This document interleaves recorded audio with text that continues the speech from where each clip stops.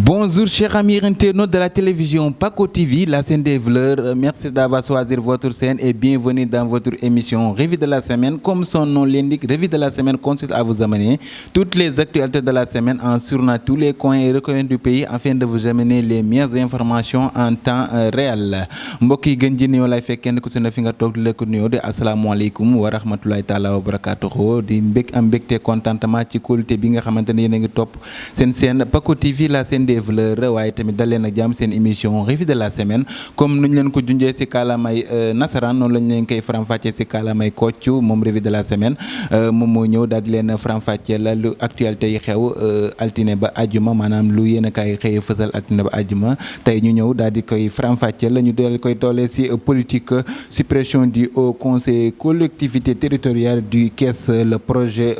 de loi rejeté par l'Assemblée nationale, le projet de loi numéro 11/2024 portant révision de la Constitution, perspective de la suppression du Haut Conseil des collectivités territoriales et du Conseil économique, social et environnement a rejeté ce lundi à l'Assemblée nationale ayant besoin de 99 des voix. Seulement les députés du pouvoir n'ont pas obtenu que 80 voix contre 83 pour l'opposition. mbokk yi comme ni ngeen nañ ko waxee rek moom projet de loi bi nga xamante ne Benno Bokk Yaakaar muy député daal nañ koy rejeté foofu sa Assemblée nationale ñu nemmeeku ne député yi nga xamante ne ñoom ñoo faree si kujje gi daal nañ am 83 voix député yi nga xamante ne ñoom ñoo nekk si pouvoir bi am 80 looloo waral projet de loi bi ñu daal di koy gàntal foofu sa Assemblée nationale. ñu des léegi ba tey si politique scandale présumé à l'ONAS, le ministre de la Justice ordonne l'ouverture d'une enquête. Je peux vous assurer que sur ces instructions, une enquête complète a été ordonnée des faits et je peux vous donner ma parole que la lumière sera faite sur cette affaire. moom ministre bu yor wàllum justice daal dinay wax taxaw ne lépp lu nga xamante ne rek daal dinañ ko bëgg a jël si li nga xam ne moom mooy ONAS ba mu leer si bopp askan gi dinañ koy daal di def. moom ministre bu yor wàllum justice bi moom moo koy daal di xamale ne incha allah rabbin boo leen tëddee na ngeen nelaw lépp dinañ koy daal di leeral si fi nga xamante ne foofu lañ ko war a leeralee. ba tey ñu des si politique notion de censure. Les députés de Benno Bokk Yaakaar passent à l'acte. Les députés de Benno Bokk Yaakaar viennent de déposer une motion de censure sur la table du président de l'Assemblée nationale, Amadou Mame Diop. Dès ce mardi, la motion sera déposée pour faire tomber le gouvernement d'Ousmane Sonko. ñoom député Benno Bokk Yaakaar yi daal dina ñuy bind benn lettre boo xamante ne teg ko ci table président de l'Assemblée nationale moom Amadou Mame Diop daal dinay xamal ne bii les motion de censure pour mën a daaneel li nga xamante ne moom mooy gouvernement Ousmane Sonko. ndax loolu dina am wala du am dinañ koy daal di xamale ci suñu yoonu jotaay xibaar waaye ñoom dossier ñoom député Benno Bokk Yaakaar yi daal dinañuy booloo déposer lettre bi nga xamante ne bëgg nañoo daaneel gouvernement Ousmane Sonko foofu sa table président de l'Assemblée nationale Amadou Mame Diop. dinañ ci indi ay leeral ci suñu yeneen jotaayu xibaar. ñu des ci politique ba tey Touba Ousmane Sonko attendu dans la ville sainte ce vendredi. Le premier ministre Ousmane Sonko sera ce vendredi 6 septembre à Touba pour présenter ses condoléances à Cheikh Saliou Mbacké. Ceci suite à rappel à Dieu de sa fille Sokhna Wallo Mbacké. moom premier ministre ba moom Ousmane Sonko daal nañu koy nemmeeku foofu sa Touba ajuma bi passé tombeek juróom benn fan ci weeru septembre ngir mën a jébbal njaalam ci Cheikh Saliou Mbacké suite un rappel ci yaayam bi nga xamante ne doomam bi nga xamante ne daal nay génn àdduna di Sokhna Wallo Mbacké. moom premier ministre bi daal nay dem foofu sa Touba. waaye tamit desul foofu noonu ba tey rek après cette étape le chef du gouvernement Ousmane Sonko est attendu à Matam pour une visite du 3 jours dans les cadres de la 4e journée national de nettoyage setal sunu réew moom Ousmane Sonko moom it nemmeeku nañ ko foofu noonu sa Matam pour def fa ñetti fan ngir mën a dëggal ak jëmmal li nga xamante ne moom mooy nettoyage yi ñu nemmeeku ci réew mi muy setal sunu réew.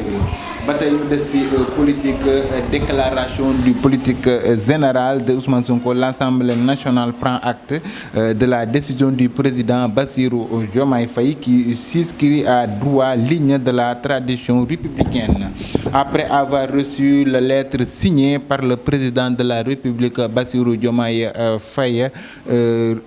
notion de la date de tenue de la déclaration de la déclaration de politique générale, le premier ministre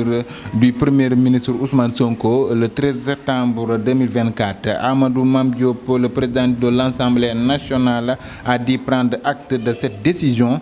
qui, selon suite, s'inscrit en droite ligne de la tradition républicaine. Moom ministre bi nga xam premier ministre bi président Ousmane Sonko déclaration politique générale bi nga xamante ne bëgg na koo def foofu ci Assemblée nationale moom président Bassirou Diomaye Faye di président de la République du Sénégal daal di nay teg signé benn décret bu wanal ne Ousmane Sonko premier ministre dina def déclaration du politique générale am foofu sa Assemblée nationale le 13 septembre 2024 incha allahu kon nag dinañ leen ci indil ay leeral yu gën a leer ngir mën a topp bi la déclaration du politique générale bu premier ministre Ousmane Sonko. ñu daal di wax ci leneen génn ci politique wax ci li nga xamante ne 2 semaines après leur mort muy Aziz Dabala ak Wale mi nga xamante ne ñaari semaines yi nga xamante ne génn nañ ko nemmeeku nañ ne dañ leen rayoon foofu sa Pikine Technopole ci seen appartement rayin bu ñaaw bi nga xamante ne fekk nañ ñaari xale yi ñu daal di koy faatu ñu jël enquête gi teg ko ci loxo yi DIC muy division d'investigation criminelle mu mën a topp li la enquête ni mën a teg loxo ñi nga xamante ne ñoom ñoo def li la ñaawteef di ñaari xale yi nga xamante ne mooy Aziz Dabala ak Wali ba tax na rek ñoom ñaari xale yi léegi gis nañ leen ci dernier clip bi nga xamante ne démb gisee artiste bi daal dina koy publier muy clipam bu bees bi gis nañ ci Wali ak ndam ci yàlla ci Wali ak Aziz Dabala yal na yàlla yërëm leen te xaral leen àjjana clip boobu noonu daal dinañ koy gis ne bëri na ay noble de vie lool ndax ñaari xale yi nga xamante ne nemmeeku nañu ne rey nañ leen rey bu ñaaw foofu sa Pikine Technopole jël mbir mi teg ko ci loxo dig lépp lu war a leer rek ñoom dinañ koy daal di leeral la ba lu ci war a teg rek ci daan ci ñi ko def rek dinañ ko teg ñoom waa DIC waaye tamit kii bi gis nañ ne dans 24 heures am na 7000 vies ndax ñaari xale yi di ñaan yàlla yal na yàlla xare leen àjjana suuf sedd seen kaw ñoom ñaari xale yi di Aziz Dabala ak Wali ba tey rek ñu des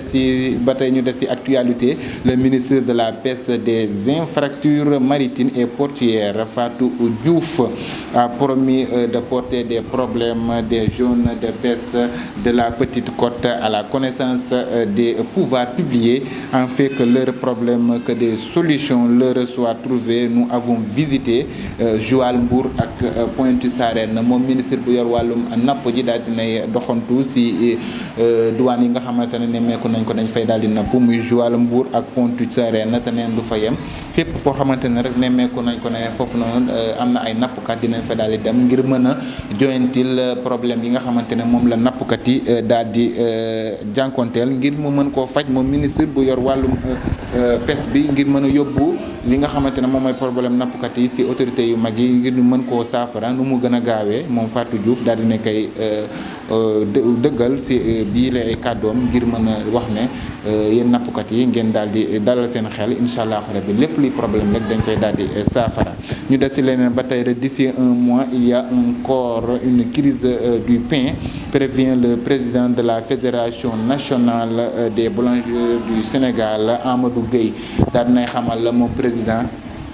de la Fédération nationale des boulangers daal di ñuy xamal ne dans un mois maanaam si diiri benn weer dinañu am problème si mburu mi ndaxte mburu mi nemmeeku nañ ko ne fanweer lay jar maanaam 150 loolu daal lu nekk lu leen arrangé ndaxte farine bi ñu koy jëndee dafay daal di seer nguur gi bu si mënta jël ay matuwaaya ñoom it dinañ koy daal di dina daal di doon lu doy waar ndax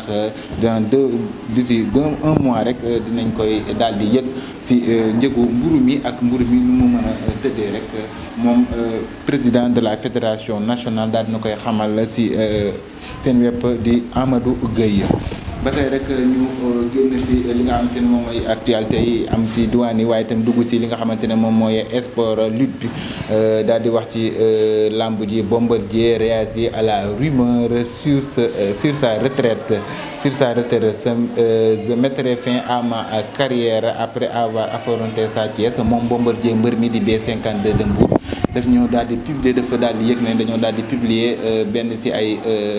photo am daf ko affiche na ne dafa retraité si li nga xamante ne moom mooy bëre moom Bombardier daal dinay xamal ay fansiyam ak askanu Sénégal ne loolu de ay fausse information la moom bu naree retraité moom moo koy defal boppam te buy day def conférence de presse te fu mu koy defee moom mooy Mbour fi nga xamante ne lépp foofu la daal di tàmbalee daal di xamal ñëpp ne moom bàyyi na bëre waaye tamit bàyyi bëreem bi balaa mu koo def te il faut mu jànkoonteel rak Balla Gaye bi nga xamante ne moom mooy Sa Thiès ak yeneen ni ay projet mi ngi ci kanamam bu ci paree rek dina daal di déclarer li nga xamante ne moom mooy retraité am waaye itam retraité am ni ñu ko déggee daal dinay doon ay fausse information dara du si dëgg moom mbër mi daal di génn leeral loolee mbir